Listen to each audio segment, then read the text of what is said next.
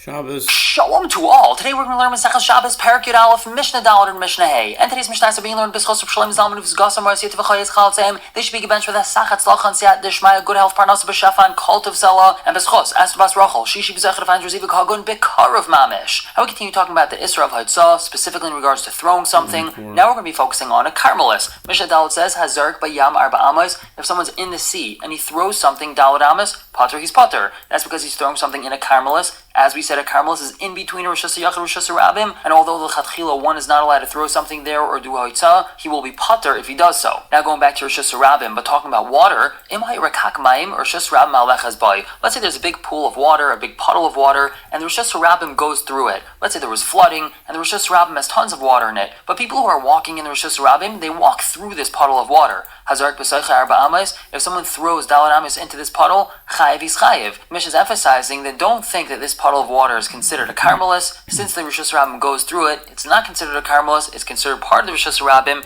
and he would be chayiv for throwing into it. And the kamu urakak ma'im. How deep does this puddle have to be to still be part of the Rosh Hashanah? Pachas masar tvachim. It has to be less than 10 tvachim deep. Now the Mishnah repeats itself with an added chiddush. Rakak ma'im Rosh Hashanah halechas bai. We have a puddle of water, and the Rosh Hashanah goes through it. Hazark b'saycha arba amas chayiv. Someone that throws 4 amos into it, he's chayiv. Over here, the chiddush is that even if this puddle of water is 4 amos wide, and many people will walk around it because they don't want to have to walk through it, still, it's considered to be part of the Rosh Hashanah, and a person who throws something into it is going to be chayiv. Moving on to Mishnah Hey. Hazark min hayam liyabasho min hayabasha liyam. Let's say a person throws something from the sea onto dry land, or from dry land onto the sea. He's in Netanya for Shabbos, he's walking along the beach, he picks something up and throws it into the sea, or he's in the water and he throws something from the water onto the beach. Umin hayam l'sfino min asfino layam. Or he throws something from the sea onto a boat, or from a boat into the sea, umin asfino l'chaverta, or from one boat onto another, and obviously it's going over the airspace of the water. In all these situations, pater, he's pater. That's because we're dealing with the Carmelis here. Now once we mention boats, here we have a permitted way to transfer in between 2 boats. Sfinas keshurei zubazu,